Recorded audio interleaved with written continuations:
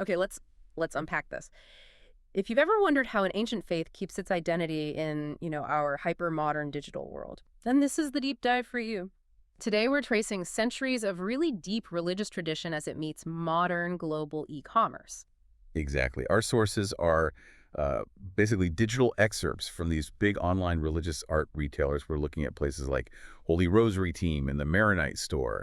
And they're based in Texas, of all Yeah. places, but they give us this amazing window into a very specific and very successful niche market. Right. So our mission here is to get a quick handle on the sheer scope and, honestly, the surprising diversity of all these devotional items. And we're focusing on a really specific cultural heritage, the Maronite tradition. We want to see how that heritage is being kept alive and even popularized through, well, everything from old school wood carvings to, and this is a huge part of it, brushed aluminum wall art. It's a fantastic study in cultural transmission. It really is. These collections are, they're proof that history and faith aren't just sitting in a museum. They're being digitized. They're being distributed globally.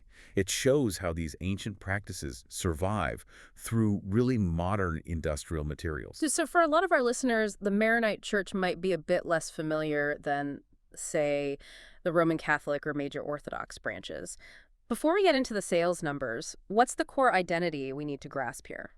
Well, the essential thing to understand is its antiquity and its powerful historical link to Rome. The Maronite Church is one of the Eastern Catholic churches, and it's rooted in what's called the West Syriac Antiochian tradition. Okay, so what does that mean in simple terms? It just means it's a tradition that was historically centered in Antioch in Syria. It has its own unique liturgy, its own foundational figures, but crucially, and the sources really hammered this home, it has maintained unbroken ties with the Pope and the Church of Rome since the 4th century. That deep continuity is its anchor. And there's a linguistic link that goes back to the very beginnings of the faith, isn't there? Precisely. That's the Aramaic connection. In the Maronite liturgy, some prayers are still spoken in Aramaic, the language of Jesus Christ. Wow. And you can see that reflected right in the product names. The sources list things like the Our Lord's Prayer in Syriac Aramaic wood circular icon. It's a straight line from an ancient sacred text to modern home decor. That shows you how persistent that language is. And the church itself is named after the hermit who started it all. Yes, Saint Maron. He was a 4th century Syrian hermit. He's the namesake, and while he's foundational, his actual presence in the catalog is, well, it's pretty small, maybe 3 or 4 different products. That's interesting. It is, because he's the origin, but the market demand is clearly driven by other later figures.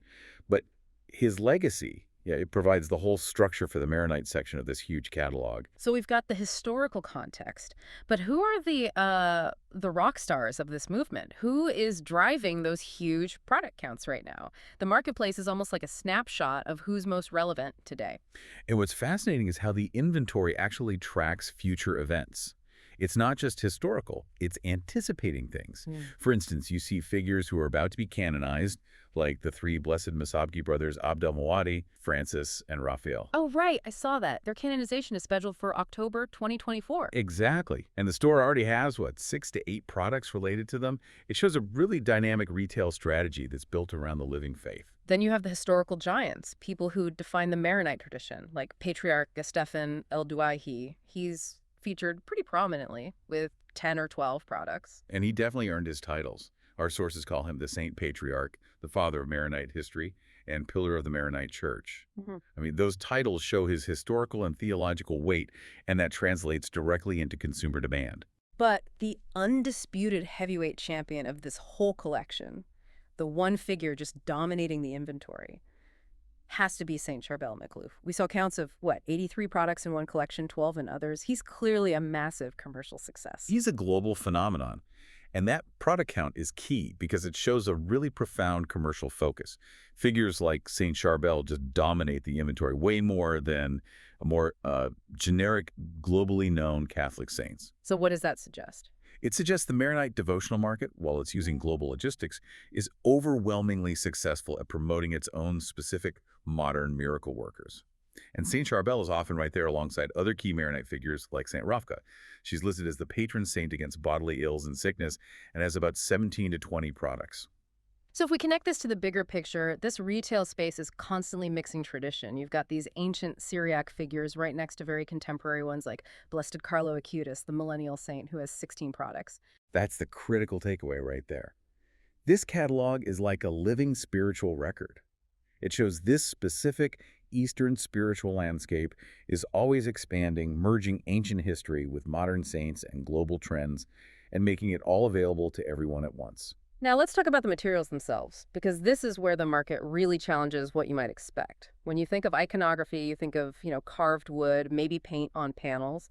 But the inventory tells a totally different story. The Art for Your Walls collection is just vast, over 1,100 products in stock in one search alone. The scale is astonishing, and the choice of medium really says a lot about the modern consumer. I mean, yes, they offer beautiful wood icons and ceramic tiles, but the overwhelming champion in sheer volume is a modern material, brushed aluminum. I'm still trying to wrap my head around that number. The brushed aluminum icons category has up to 645 products. It's the single highest count we saw anywhere.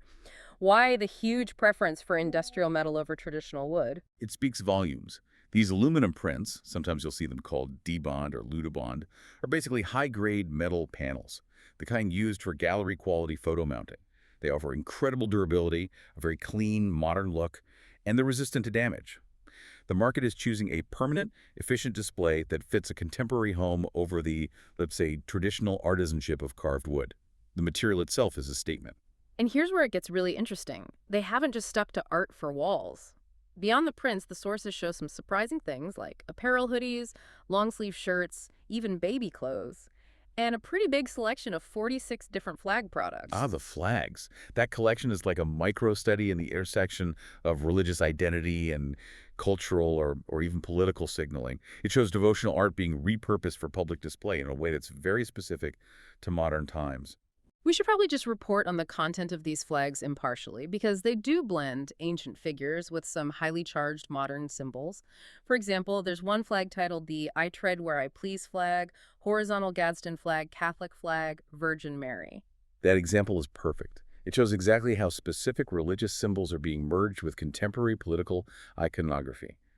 We also see the use of Latin, which often signals tradition, like on the Claves Regni Catholicum Vel Mors flag. Right, and for anyone not familiar with that Latin phrase, the source material shows this translates very pointedly to the keys of the kingdom, Catholic, or death. This is iconography that's mixing deep ancient faith with modern, often very assertive cultural statements. It's the ultimate blend of ancient spiritual image and contemporary digital age remix culture. And geographically, the selection is also diverse. You see collections celebrating sacred art from the Viceroyalty of New Spain, right alongside products from Holy Land. Specifically, olive wood statues meant to support Christian families from Bethlehem.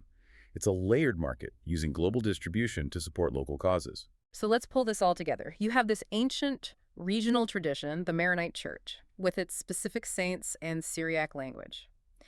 It's being preserved in modern materials like metal, yet the whole operation is based in one spot. A trailblazing religious art source in Texas, accessible exclusively through the internet. And that local origin in Texas completely hides the true global reach of it all. It's a fascinating model for how globalization can support these hyper-niche markets. They state clearly, they ship worldwide, making a historically regional tradition available everywhere. We saw that list of currencies they support, which just proves the infrastructure is genuinely international. Australian dollar, the euro, Japanese yen, British pound. You can be anywhere in the world and get a piece of Maronite heritage delivered to your door. The whole system is built to support a global community that might not have local access to these items. And the catalog itself blends Eastern and Western traditions. You see Axios Icons Traditional Eastern, right there with the Maronite focus, and the numbers are huge. 179 products for our Lord Jesus Christ, 205 for Our Lady Virgin Mary. So it shows that a single distinct tradition can use the global market to not only sustain itself, but to share its specific heritage with the entire world. Location is just not a barrier anymore. It's more than selling art. It's a highly efficient, really powerful act of digital cultural transmission. It's democratizing access to an ancient tradition from a local hub. Which brings us to our final takeaway. This deep dive really confirms that the specific ancient traditions of the Maronite Church, its ties to Syriac and Aramaic, figures like Saint Charbel, are being powerfully preserved.